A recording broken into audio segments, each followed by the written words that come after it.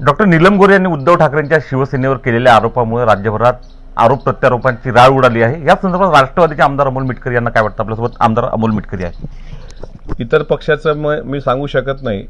राष्ट्रवादी काँग्रेस पक्षाचे राष्ट्रीय अध्यक्ष आदरणीय अजितदादांनी माझ्यासारख्या एका सामान्य व्यक्तीला, ज्याच्या घरात सालगडी म्हणून ज्यांचे वडील राबले किंवा माझ्यासारख्याने जो किराणा दुकानामध्ये काम केलं माझ्या गावामध्ये, अशा एका अतिसामान्य व्यक्तीला केवळ फक्त अनामत रक्कम तेवढी मला विधिमंडळात भरावी लागली होती आणि ती पण मला परत मिळाली। माझ्याकडून ना कोणी मर्सिडीज मागितली, ना अजितदादांनी मला काही मागितलं।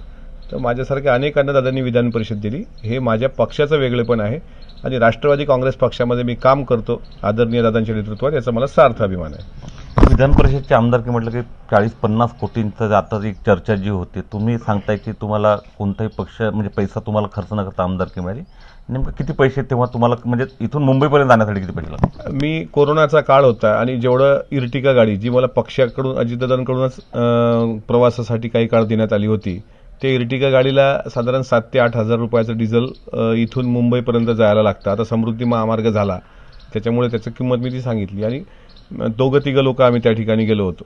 आणि मी तुम्हाला सांगतो की मला फक्त 10,000 रुपये अनामत रक्कमच भरावी लागली। आणि विधान परिषद म्हटलं का स्थानिक स्वराज्य संस्थेवरून निवडून येणाऱ्या लोकांना विचारा की किती कोटी रुपये खर्च करावे लागतात। प्रत्येक नगरसेवक, नगर परिषद, जिल्हा परिषद सदस्य विकत घ्यावे लागतात काही ठिकाणी। पण मला माझ्या पक्षात असं काही नाही। मी असेल किंवा अलीकडे शिवाजीराव गर्जे आहेत, त्यांना तुम्ही विचारू शकता, इद्रिस नायकवडी आहेत, पंकज भुजबळ आहेत, हे जे आता राज्यपाल कोठ्यातून किंवा काही विधानसभा सदस्यातून आलेत, 1 रुपयाही कोणाला आमच्या पक्षात मागितला गेला नाही, मागितला जात नाही। आणि म्हणून अशा पक्षात, बाकीच्या पक्षात बघा तिकीट वाटप करताना साधारणपणे पक्षाला पार्टी फंड द्यावा लागतो।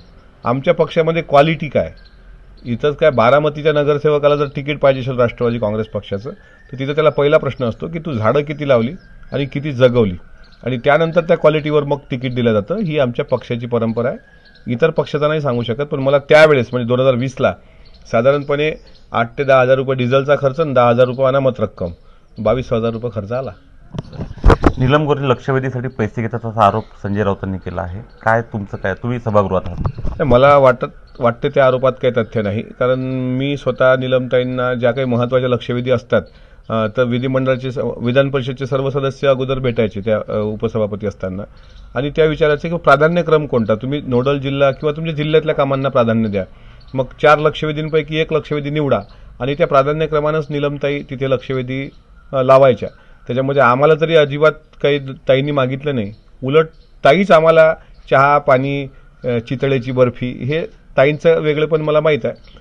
त्याच्यामुळे राऊतांनी आरोप केले त्यात काही तथ्य आहे असं मला वाटत नाही। साहित्य संमेलनाच्या व्यासपीठावरून नीलम गोऱ्हेंनी जे आरोप केले आहे त्या औचित्य त्याचं जे आहे त्याच्याबद्दल लोक टीका करतात त्यांच्यावर, तुम्हाला वाटतं का त्या व्यासपीठावर त्यांनी तसं बोलायला पाहिजे होतं? शेवटी नीलमताईची एक सामाजिक स्त्रीवादी भूमिका आणि लेखिका किंवा एक सामाजिक तळागाळातल्या स्त्रियांसाठी संघर्ष करणाऱ्या एक नेत्या म्हणून त्यांची ओळख जरी असेल, तर त्यांचा दुसरा पार्ट हा राजकीय पण आहे सामाजिक सोबत।